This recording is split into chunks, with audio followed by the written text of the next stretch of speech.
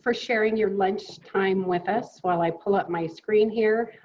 Just want to tell you one of the things Adam didn't say is while we were deciding which topics to go ahead and talk about for this quarterly webinar, I fought for the microdata, and I fought to be able to be the one to present the information because I'm a fan. I've used microdata since the 1990 Census microdata file was released. And this is a pretty slick tool. So this tool that the Census Bureau has released, I think, makes this data more accessible than what we have perhaps seen from the Census Bureau in the past.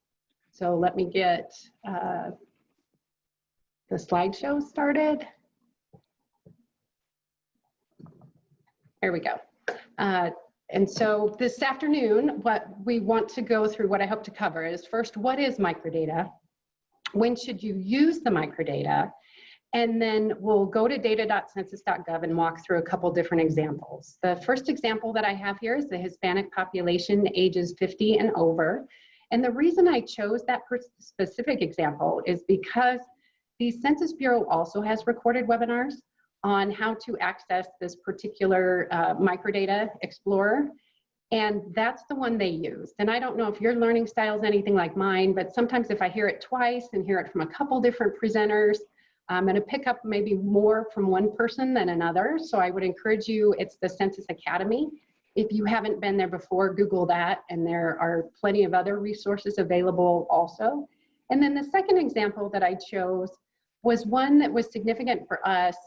In particular, we were working on some migration data and then also partnered with the Colorado Department of Higher Education to try and answer a question to dispel the myth, perhaps, that Colorado does not educate their own. And so we'll walk through how we were able to do that. And certainly it was much harder to do back earlier in the decade before there was a tool available like this one. I'm familiar with, and I used IPUMA's website, and I've used Data Ferret, all fantastic sites that were available. Data Ferret's since been retired and replaced with this Microdata Explorer. So that's the one we're gonna walk through today. And then at the end, we'll definitely have time for questions, and I hope to make it fairly interactive and get to everybody's questions. One of the other things that I wanted to mention is that this is a really good time for this particular webinar, just because the Census Bureau is still accepting feedback for this particular application. They have updated it a couple times, but we'll continue to update it, and that user feedback is important. So as you get out there and try it for yourself, you can also supply feedback back to them, and I'll give you that address at the very end as well. So first, let's start off with what is microdata? The way I define it is that it's a collection of individual responses that can be queried to answer questions not available in standard tables. So if you go to data.census.gov and pull up some standard tables, which we did our quarterly webinar on last quarter, you can see here I Googled Colorado educational attainment within the system, or queried that, and this table place of birth by educational attainment in the United States is one that's available.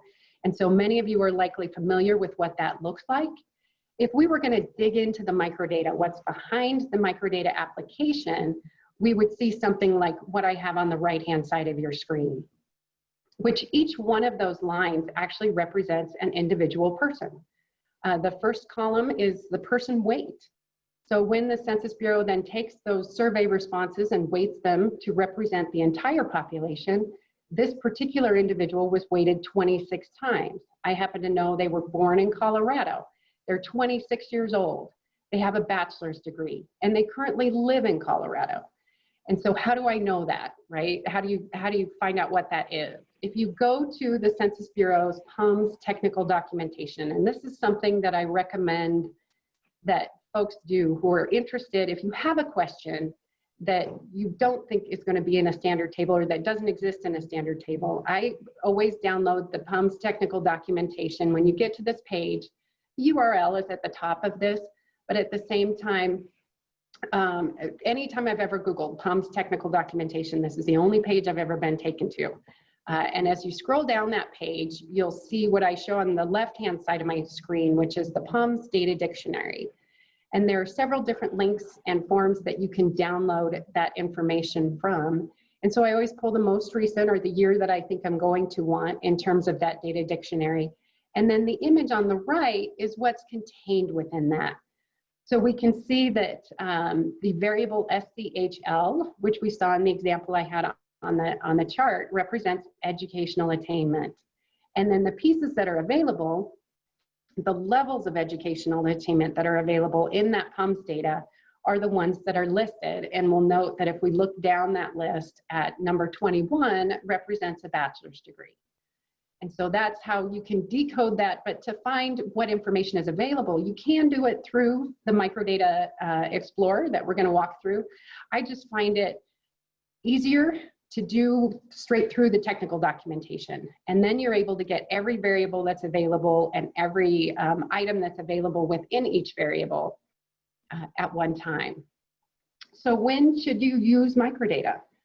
So I would encourage you to use it when your data needs are not supported by prepared tables available from data.census.gov. So if we were to use the microdata application to create a table that's already available in data.census.gov, we're going to be creating that table using fewer responses to the American Community Survey or the CPS than the Census Bureau would have creating the standard table. So the advantages of using the microdata is that you're going to get more detail by topic. So certainly, we'll do the one example of Hispanics. If you were interested specifically in Mexican, you could get that through the microdata, but you can't get that through a standard table. And then we can also create custom tables.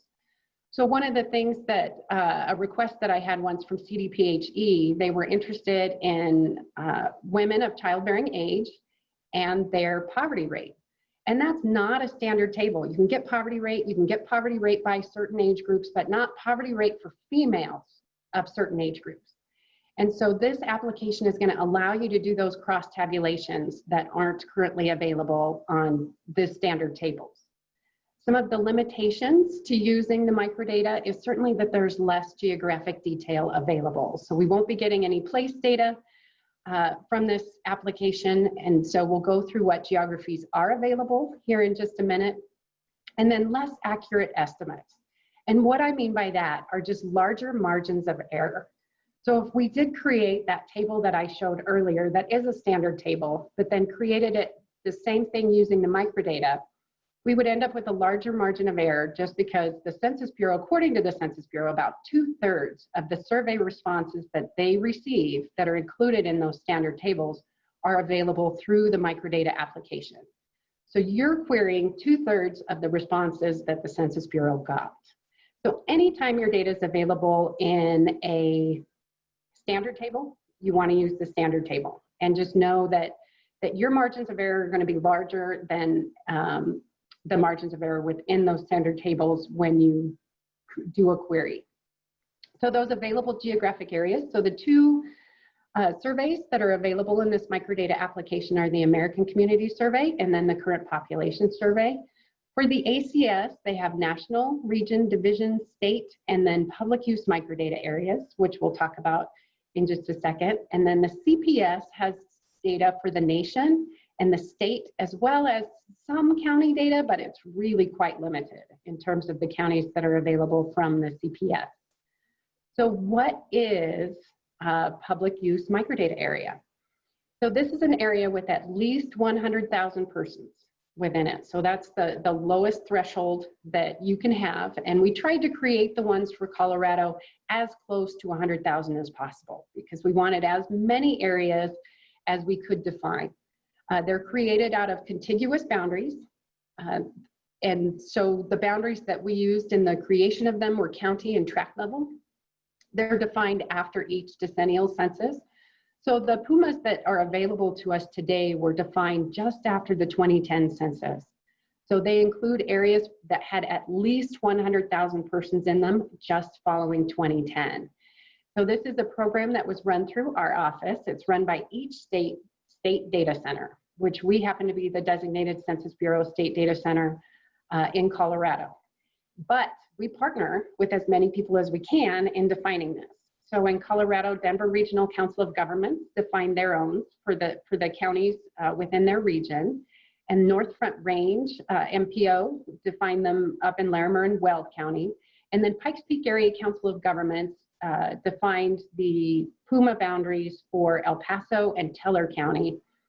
And then we reached out to other council of governments and counties to work with them in getting their feedback for the boundaries that we ended up creating for the remainder of the state. So what that means for you is certainly, and the Federal Register notice just came out, as you start to work with this data, if you find that a PUMA boundary is not working for you, certainly reach out to our office, let us know, because in the next several months after the 2020 census is going to be released, we're going to start this program again of redefining these PUMA boundaries, and we can have those discussions and get you involved with the folks in your area who are defining the boundaries. So if we were to look at the PUMAs that are available for the state on a map, this map shows just Colorado, and then all of the PUMAs are outlined in blue. And what we can see is that we've got a lot more PUMAs along the Front Range than we do outside of the Front Range. And that's just due to that dense concentration of population where we get that 100,000 threshold in those areas. And then outside, as you can see, we wanted an Eastern Plains region. Well, in order to get one, we needed the Northeastern Plains, and we had to pull some of Weld County in. So we took that northeastern portion of Weld County, and then we can see it goes all the way down to Bent County. And then we had to take Prowers, Baca, Otero, and then Los Animas County and combine them to create a southern Colorado region, which includes the San Luis Valley as well. And so to get the detail on exactly what's included in each one of these PUMAs, it is available on the Census Bureau's website, but it's underneath their geographic programs. So you could just Google PUMA boundaries, and that's one way that you could, if you wanted to investigate perhaps what PUMA is available for the particular area that you're most interested in.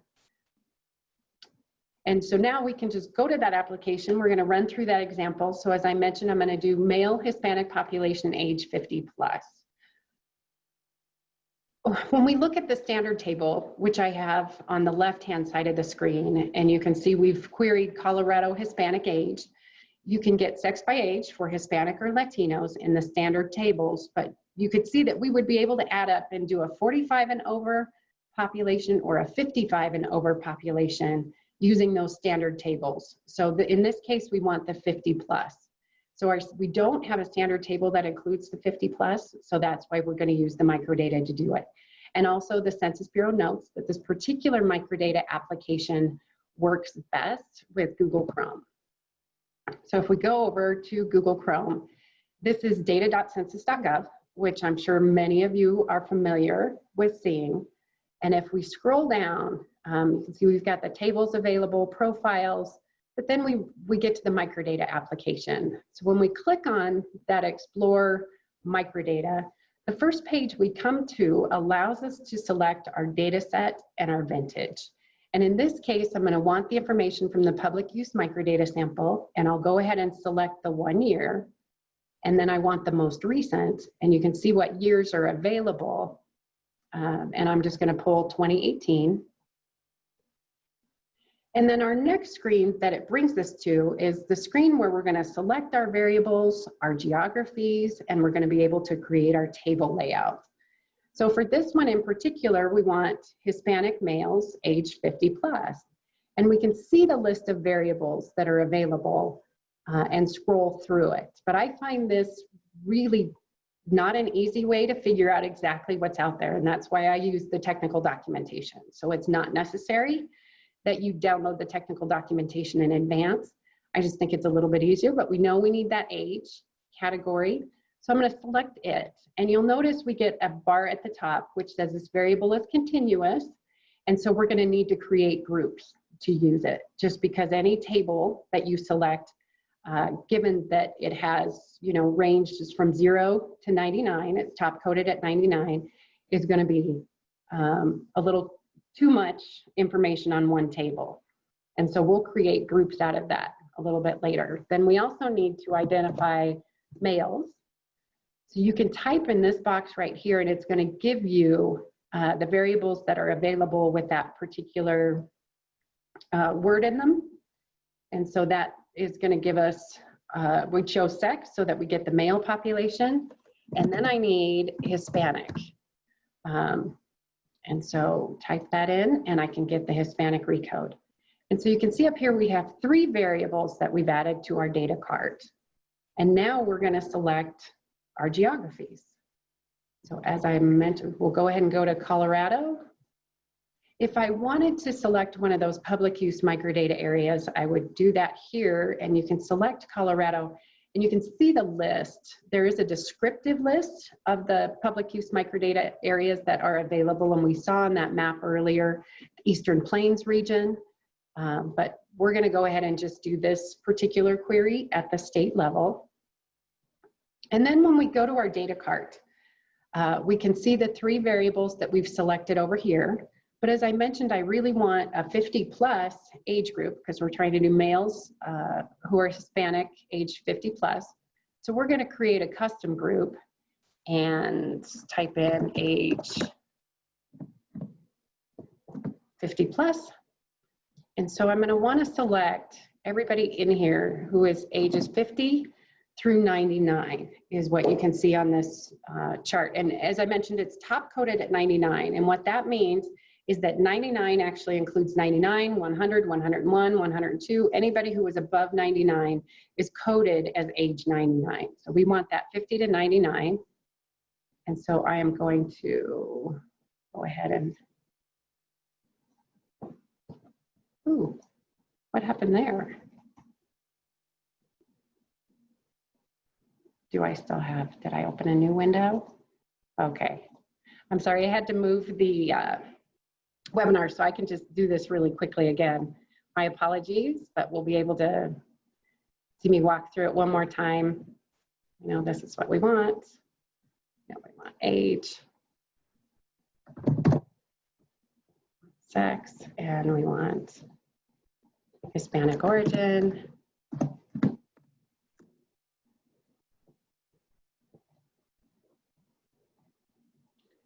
Get the quick review here, since I ended up deleting it. And then our data cart, we're going to create that custom group and go with age 50 and over. Make our selection here. Go 50 to that 99, and there is my save group that I couldn't find earlier. And then we've got this other one with where we've got not elsewhere classified, and that's not a helpful name. So I'm going to edit that one to read less than 50.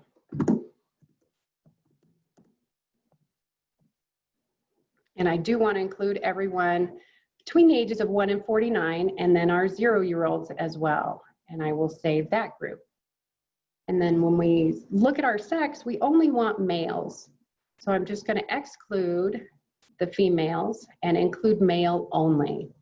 And then when we get to the Hispanic recode, so this is, this table includes all of the detail. We want everyone who identified themselves as any one of these Hispanic, Spanish, or Latino origins, except for those who said they were not Spanish, Hispanic, or Latino. And so we'll select that. And we can see we now have 4 items in our data cart. We have the original age, we have our recoded, our age group ages, then we have Hispanic and sex. And so then we can go to our table layout. Well, the information that you end up getting on this page includes your universe, which is the first thing I check always. Did I get exactly what I meant to? And so we are operating in Colorado. We have isolated to only males, and we have everyone who identified themselves as Hispanic, except for those who identified themselves as not Spanish, Hispanic, or Latino. The other thing you'll notice is that the values in the table cells, it automatically defaulted to average of age, which it will do that with many of the continuous variables, which income, for example, is a continuous variable. You can have incomes that range in any dollar amount. And so oftentimes it'll suggest a value in there. We don't want average of age, we actually want the count. So I'm going to change that. And now as we start to manipulate how this table looks, you're not actually changing the data underneath. The only thing we're doing is really changing the way the table's going to appear. And so, for example, the standard tables typically have geography within the columns, and I do like that. So I'm going to move my selected geography to a column. And here it says that it's male, which might be helpful, but at the same time, it doesn't need to say it. So I can take that off the table as well. Because it is our universe, we know it's males only. And then we'll want to put our age groups up. I want to see them in a row and the top variable. And so we see our age groups, and then we see all the detail beneath that we had selected within that Hispanic recode variable.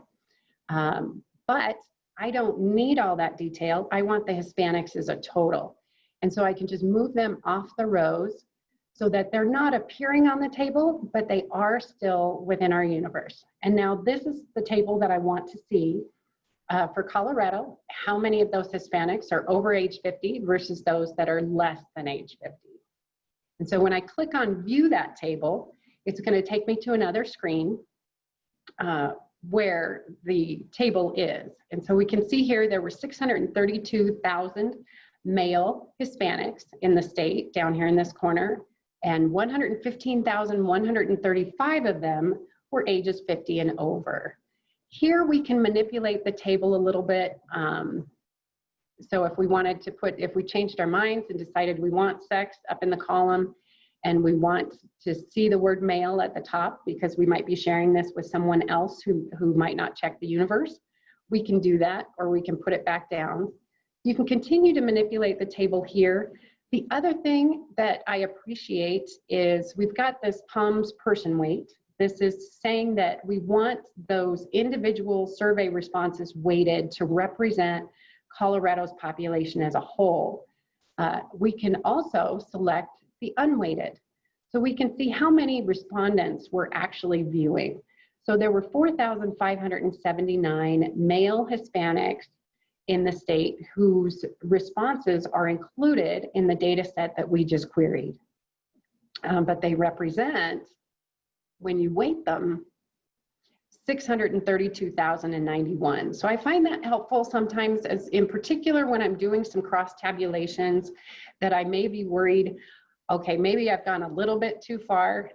In particular, like if we were to have chosen some of those, the detail within the Hispanics, if I wanted to look at those who identified as Mexican, I know that 75% of the Hispanics, about 75% of the Hispanics in Colorado, I also identify as Mexican.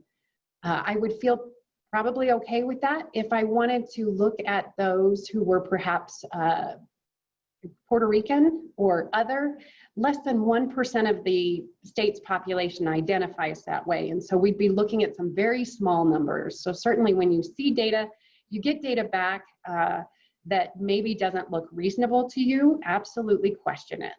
And maybe look at the number of, at that unweighted number, so that you know exactly how many responses you're working off of as to whether or not that may be a reasonable way to view that. And then we can also, from this page, download and share. When we go to download the table view, we can click this file. It's going to give us a CSV that will open up in Excel. And you can see it's the table view that we created is how it's going to export that into an Excel file.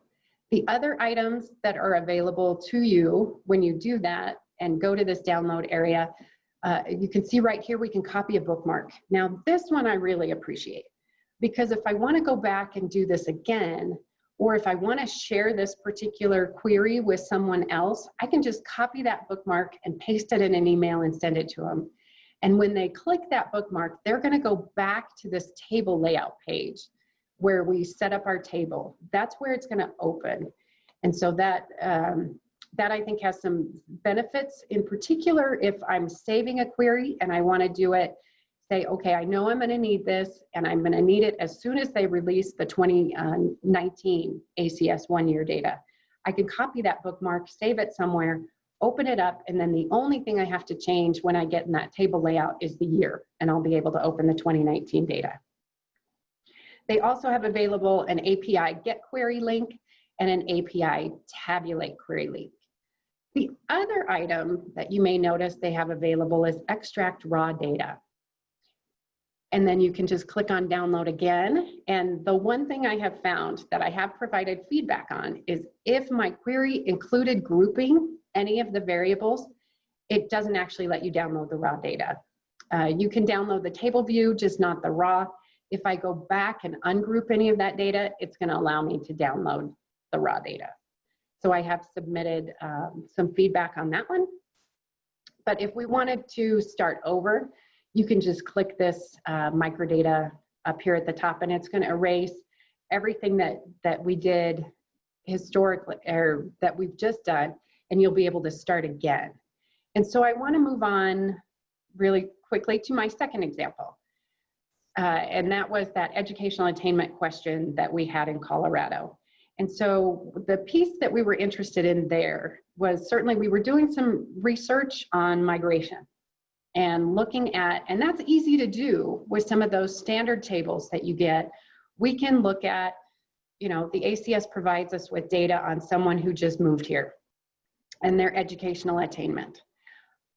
But they had to have just moved here. And then also, when we look at native-born Coloradans in those standard tables, we're only looking at native-born Coloradans who still reside in Colorado. We actually needed the PUMS data for the United States as a whole to be able to look at all native Coloradans, regardless of where they've moved to since, and look at their educational attainment. So it's been the PUMS data is really the only way I can look at characteristics of Coloradans who have moved out of Colorado. So it's been a valuable tool, but one of the questions that CDPHE had, so the myth had been longstanding that Colorado doesn't educate their own.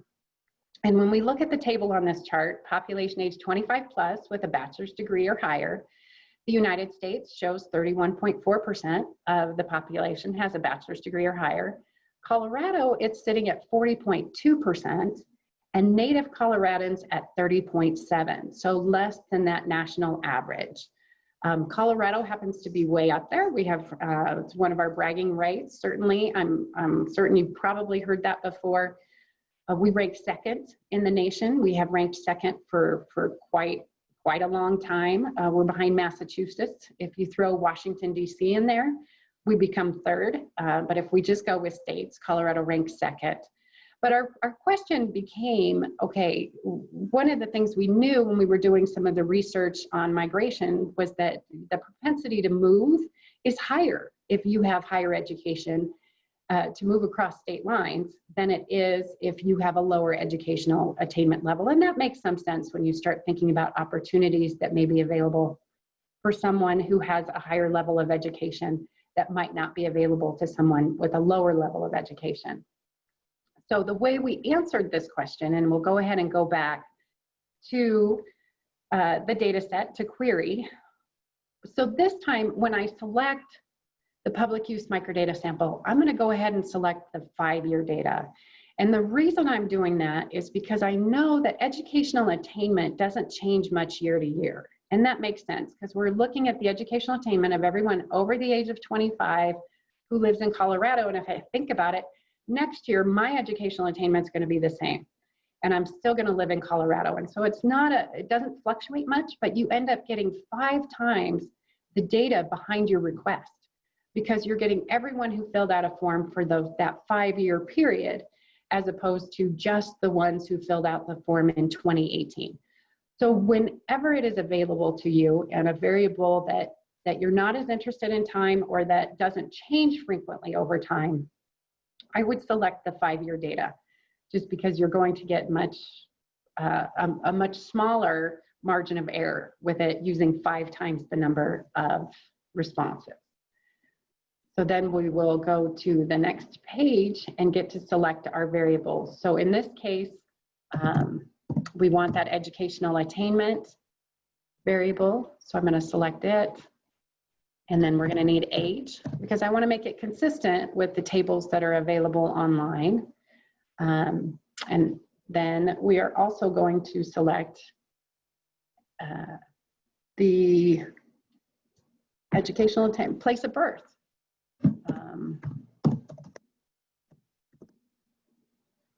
And you can see everything that has place of popped up, but we want this place of birth. And this one also has a significant number of variables, so we're going to need to at least create selections within it to put it on our table. But when we go in to select our geographies, you'll note the nation is not one of those selections, and we want the nation as a whole because we want to get everyone who was born in Colorado, regardless of where they live today, but it is the default. So we just don't need to make a selection, so it'll come up as the nation. When we go to our data cart, this time, I'm going to create custom groups again with that education, and I will start this one with bachelor's plus, and then we're going to want to grab everybody with a bachelor's, master's, professional, or doctorate degree. And I'll save that group. And then not elsewhere classified, again, not that helpful of a title. And I'm just going to go and title it less than bachelor's.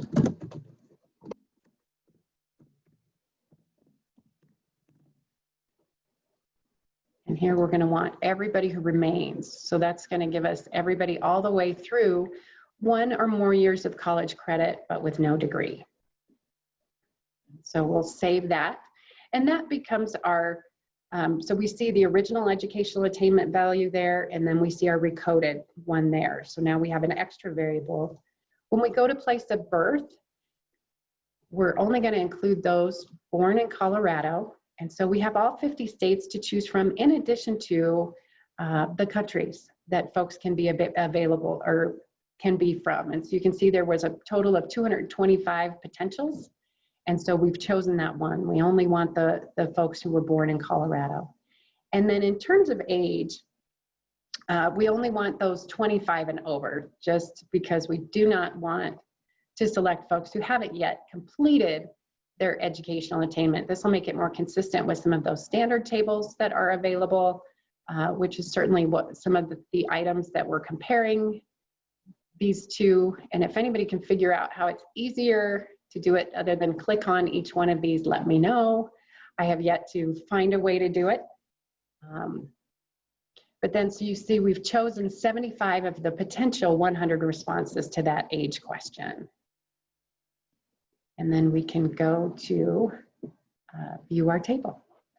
And so this takes us to the table view that we saw before, and you can see the weighting. We do have it on person weight. Here, you can do it from here, or you can do it in that table layout view, but we're gonna go ahead and do the educational attainment recode, so those groups that we chose, and then we want, the age is fine over here, and the place of birth is fine over here. So when we look at our universe, we can see that it's anyone who was born in Colorado, who is over the age of 25, so it's just those less than 25. And then in our table, we're able to see the bachelor's plus and those with less than a bachelor's degree.